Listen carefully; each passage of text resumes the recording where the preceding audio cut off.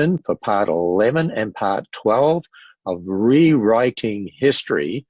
Now, this episode is episode 11. If you want to see the previous episodes, 1 to 10, you can go to the Answers in Genesis YouTube channel, or if you now subscribe, which is a very minimal cost, to answers.tv, our own streaming platform, they'll all be up on there, and that's really the best place to keep up to date with all of this. Well, episode 11, and Dr. Jensen said that this is sort of a summary of it, a revolution in pre-Columbian history. Who ruled the Americas before Columbus? For years, we've been taught that the Americas were sparsely populated by primitive peoples who lived in such harmony with nature that they were nearly invisible. Then Europeans came with their guns, destroying both nature, Native Americans, and Native American culture. New evidence from a surprising source shows this stereotype to be wrong. And the source? Mainstream archaeology.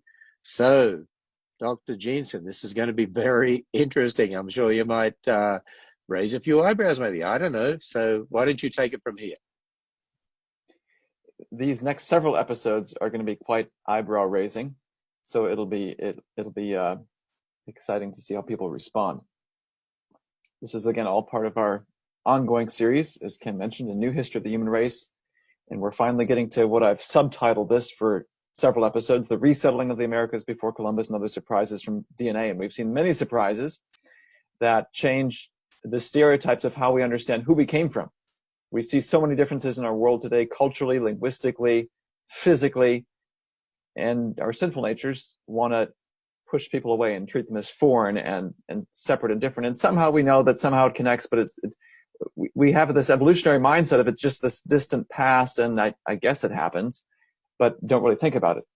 And not surprisingly, there's all sorts of racist stereotypes and attitudes that arise from that. We're seeing that the things we've taken for granted as the relationships among us today are often wrong. As well, the assumptions that we carry into our views about ancient history. I've grown up thinking, well, ancient Egypt is not my heritage. The Greeks are not my heritage. Maybe there's some cultural influences we have from the Greeks in terms of Western civilization, but I'm half German. My mother was born and raised in Germany. My dad's been American for several generations. So what do I have to do with ancient Egypt, with ancient Persia? Well, I've discovered through genetics that this stereotype I've had of my relationship with the ancients is also wrong. And I've promised that we're going to discover several shocking facts about the history of the planet when we ask the question of who we come from. I've said we're going to see that so-called black, white people exist. We're just various shades of brown. But Caucasians are running around the Americas and Europe who think they've had Caucasian ancestors for thousands of years, when in fact they've had dark-skinned ancestors for thousands of years and wouldn't know it apart from the genetics we're going to discuss.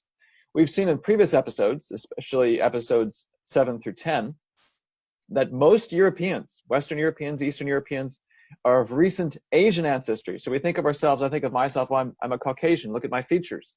Yet you go back 1,000 years, a few hundred years for some Eastern Europeans, and there's Asians in the family tree. And we've also seen that genetically, most European nationalities disappear.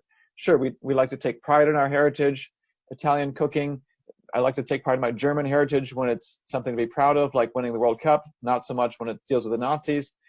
So these nationalistic identities, they disappear at the genetic level within a few hundred years.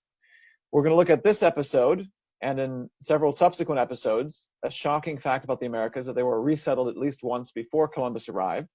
And eventually we're going to get back to the most ancient times and deal with questions about the Neanderthals, who they were, whether they were primitive or not, and discover that they were likely survivors of several ancient catastrophes.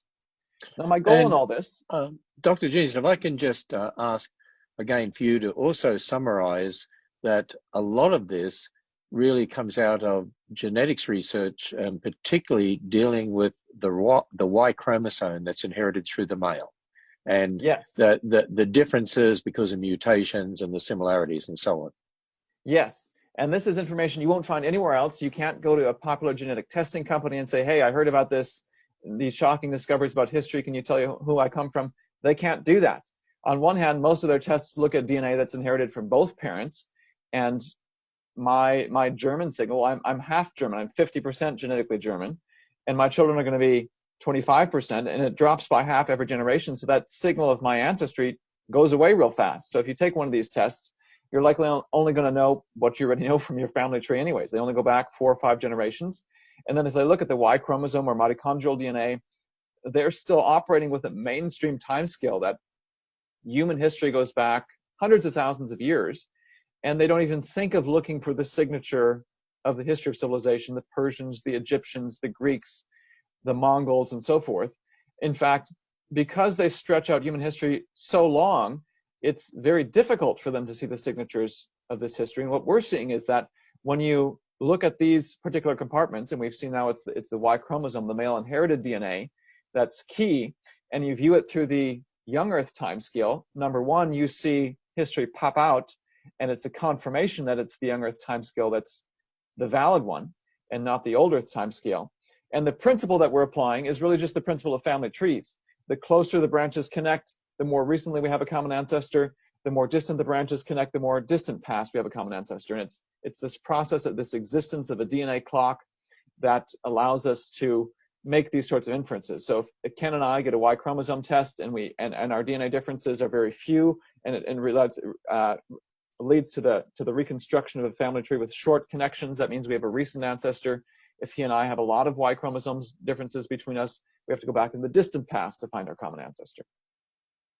And so there's major apologetic applications if you're watching this as a creationist. If you're not a creationist and you're watching, this is a very strong challenge to the mainstream view that I think everyone should consider. But my even bigger goal in all this is not just apologetic, although that's a gigantic goal. My goal is even bigger, that we'd marvel at who we've come from, who we are. We'd marvel at the histories of those we love in a way we've never dreamed of marveling before. This is new research. These are things I wouldn't have dreamed of myself concluding 5-10 years ago. This is recent research.